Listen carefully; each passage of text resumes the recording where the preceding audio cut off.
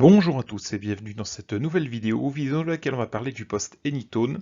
Et vous allez voir qu'actuellement j'ai un poste qui est bloqué sur les bandes radio amateurs, mais qu'on va pouvoir étendre les bandes de fréquence de façon à ce qu'il puisse émettre et recevoir sur plusieurs bandes en UHF, en MHF et en VHF. C'est parti.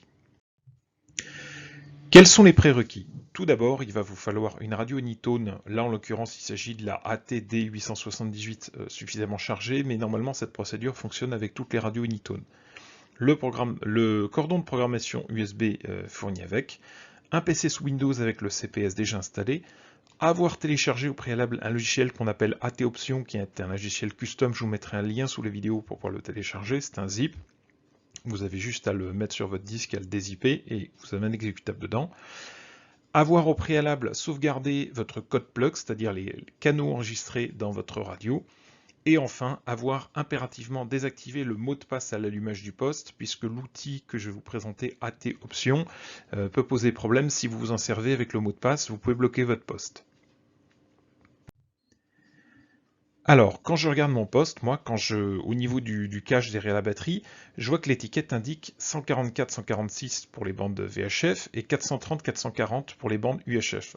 En fait, nativement, le poste il a été bloqué. Il ne peut pas émettre en dehors de ces bandes. En revanche, il peut recevoir. Il peut recevoir entre 136 et 174 MHz en VHF et 400 à 480 MHz en UHF. Nativement, le poste est capable de faire plus, donc on va pouvoir étendre ces bandes. Donc là, il est bloqué en TX, mais on va pouvoir faire en sorte qu'il émette ailleurs sur d'autres bandes. L'objectif de cette vidéo, du coup, va être de faire en sorte d'activer un mode particulier qu'on appelle le mode maintenance, je vais vous le montrer, qui permet d'émettre entre 136 et 174 MHz, 220, 225 et de 400 à 520. Donc on va faire TX et RX dans les deux cas. Voilà, c'est parti pour la vidéo, on se retrouve tout de suite derrière mon écran et devant mon poste. Allez, c'est parti. Donc la première chose à faire, ça va être d'allumer le poste. Vous l'allumez normalement, vous le laissez booter. Voilà, le poste est démarré. Ensuite, sur le côté, vous avez le cache, vous l'ouvrez, vous connectez le cordon.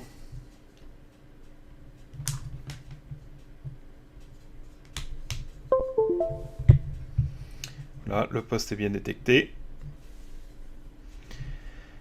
Ensuite, vous avez téléchargé dézippé le logiciel AT Option V7 ici. Vous le lancez en double cliquant dessus. Donc là, il vous met un petit message dans attention à utiliser à vos risques et périls et pensez à avoir bien désactivé le mot de passe. Comme je vous ai dit, donc le mot de passe à l'allumage du poste. Donc vous cliquez sur oui. Première chose, on va sélectionner le port com. Donc là, moi j'en ai 3. Le bon port com, je crois que c'est le 7 et je fais read. Read complete. Le poste redémarre d'ailleurs. Et là, qu'est-ce qu'on voit? On voit que mon poste, il est bloqué sur le mode 3, RX 400 à 480, 136 à 174. Par contre, le TX est sur les bandes radio amateurs, donc 430, 440 et 144, 146. Moi, ce que je souhaiterais faire, c'est l'activer dans le mode 14, qui est un mode de maintenance, ici. Vous voyez, on va voir que là, cette fois-ci, le TX RX, c'est full band et qu'il ajoute également l'option 220-225. Nativement, le poste Anytone le fait, c'est juste qu'il est bridé. Il est bridé électroniquement, il est bridé informatiquement avec un flag, avec une programmation particulière. Et ce logiciel Anytone Option là permet de débrider le poste. Donc, une fois qu'on a sélectionné le mode 14, tout simplement, on fait Write. Write complete. Et on voit que le poste redémarre en même temps.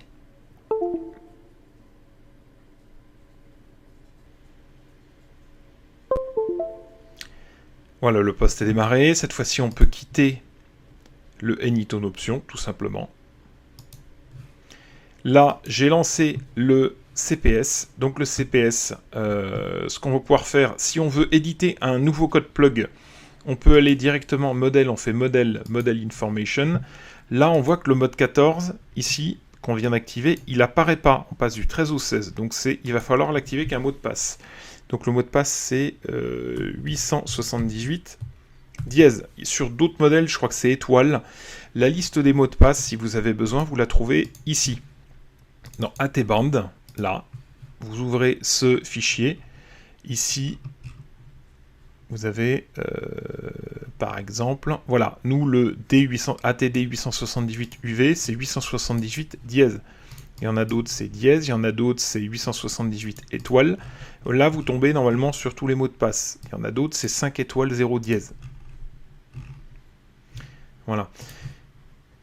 Et là, dans le CPS, je fais ça, donc je tape 878 dièse, check password, il me dit password dit pass, il se passe donc le password est bon, et cette fois-ci, je peux les sélectionner. Le maintenance mode 14, voilà, le numéro 14, on voit qu'on a toutes les bandes, je fais OK. Là, j'ai un nouveau code plug, et j'ai plus qu'à éditer moi-même mes fréquences. Donc là, en l'occurrence, ce que je vais faire, je vais rappeler un vieux code plug parce que je l'ai directement. Donc save it now, je ne veux pas. Donc moi, c'était celui-ci, une config PMR 446. Voilà, tout simplement. Et là, je peux la charger dans mon poste. Quand on voit le modèle sélectionné ici, je suis bien dans le mode maintenance. Il faut savoir que votre ancien code plug ne sera pas forcément compatible, donc pensez bien à le sauvegarder, mais il faudra sans doute le refaire. Je ne sais pas s'il existe un moyen de porter facilement les anciens codes plug sur des nouvelles versions quand on a changé de bande. En l'occurrence, c'est pas forcément, ça passe pas forcément. Donc là, je le fais tout simplement. Est-ce que j'ai le bon port com? Le bon port comme 7, et je fais juste write to radio. Ok, je vais tout mettre.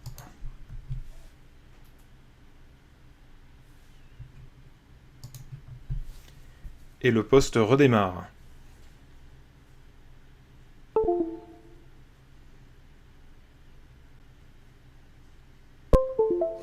Et là, donc, j'ai bien mon code plug.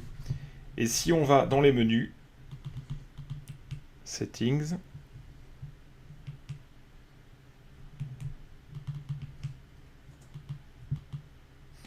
on voit bien, voilà, model name, c'est le D878 UV2.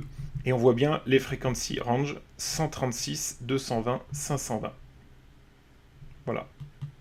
Firmware 2.3. Etc. etc. Merci à tous d'avoir suivi cette vidéo, j'espère qu'elle vous a plu. Si certains souhaitent acquérir du matériel Anytone, il y a une boutique que je recommande qui s'appelle Passion Radio, vous trouvez le lien ici devant vous, www.passion-radio.fr, c'est une boutique chez qui j'ai beaucoup recommandé, une boutique sérieuse, et je vous recommande vraiment, si vous souhaitez acquérir du matériel radio Anytone, même des antennes, des câbles, des choses comme ça, c'est une super boutique, n'hésitez pas à y aller, je lui fais de la pub, c'est gratuit.